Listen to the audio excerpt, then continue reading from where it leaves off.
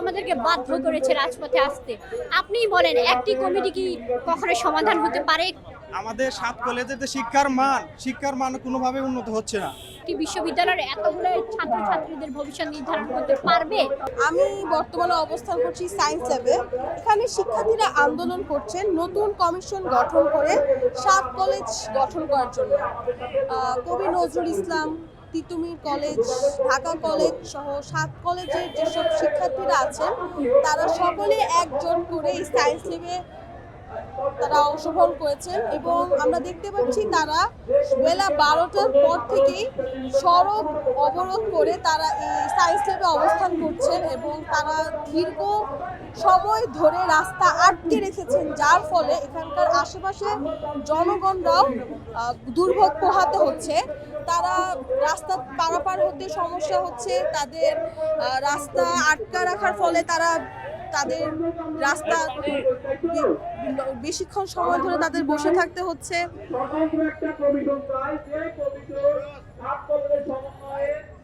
কোনো ধরনের গাড়ি, রিক্সা, সিএনজি কোনো যানবাহনই চলাচল করতে পারছে না, ফলে সাধারণ জনগণও দুর্ভোগ পোহাতে হচ্ছে এক কথায় বলতে গেলে।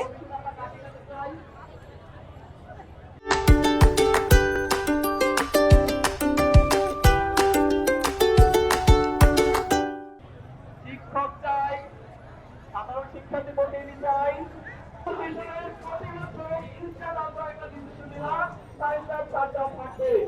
এবং যতদিন পর্যন্ত না, যতক্ষণ পর্যন্ত না আমাদের চাওয়ার ভিত্তিতে একটা কমিশন গঠন করবে, ততক্ষণ পর্যন্ত আমাদের এই থাকবে। ঠিক আছে, আপনারা কি আমাদেরকে সহযোগিতা করবেন? অবশ্যই। তাহলে আমরা চাই একটা পাবলিক বিশ্ববিদ্যালয় কোনো সরকারি কলেজে দেওয়া হবে না। কতক্ষণ ধরে এখানে আপনি অবস্থান করছেন? জি, আমরা মূলত আজকে সকাল ১১টা থেকে এই পর্যন্ত অবস্থান করছি এই সড়কে। আচ্ছা, আপনাদের মূল দাবি কি বা লক্ষ্য কি বা কি কমিটি গঠন করতে চাচ্ছেন বা কি দাবি আপনাদের? জি, আমাদের মূল দাবি হচ্ছে ৭ কলেজ থেকে বৈষম্য দূরীকরণ করে ৭ কলেজকে একটি স্বতন্ত্র এবং স্বায়ত্তশাসিত পাবলিক বিশ্ববিদ্যালয় হিসেবে প্রতিষ্ঠা করা, যেখানে আমরা বিশ্ববিদ্যালয়ের মানের সুবিধা পাবো এবং কোনো বৈষম্য থাকবে না। আজকে রাজপথে এসেছি, তারা আমাদেরকে বাধ্য করেছে রাজপথে আসতে। আপনিই বলেন একটি কমিটি কি কখনো সমাধান হতে পারে? একটি বিশ্ববিদ্যালয়ের এতগুলো ছাত্রছাত্রীদের ভবিষ্যৎ নির্ধারণ করতে পারবে? একটি ১৩ সদস্য বিশিষ্ট কমিটি কিভাবে একটি বিশ্ববিদ্যালয়ে রূপান্তরিত করবে? আপনি আমাকে বলেন। আমরা এসেছি, আমরা আগে থেকেই চেয়েছি, আমাদের আগে থেকেই একটি দাবি যে আমরা স্বতন্ত্র পাবলিক বিশ্ববিদ্যালয় চাই।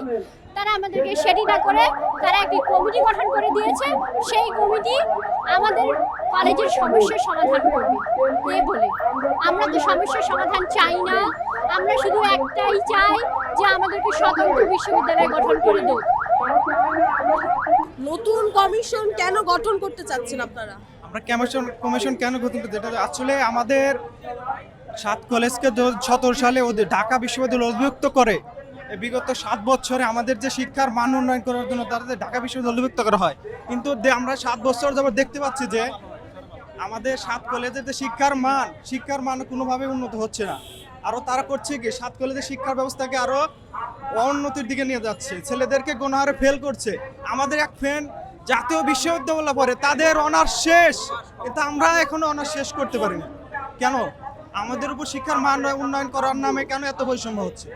এজন্য আমরা চাচ্ছি একটি কমিশনের মাধ্যমে সেই 7 কলেজে একটি স্বায়ত্তশাসিত বিদ্যালয় তৈরি করে, যে স্বায়ত্তশাসিত বিশ্ববিদ্যালয়ে যে 7 কলেজে শিক্ষার্থী আছে তারা যেন একটি সঠিক শিক্ষার মান উন্নয়ন নিশ্চিত করতে পারে, তাদের যে মা বাবার স্বপ্ন সেটা পূরণ করতে পারে।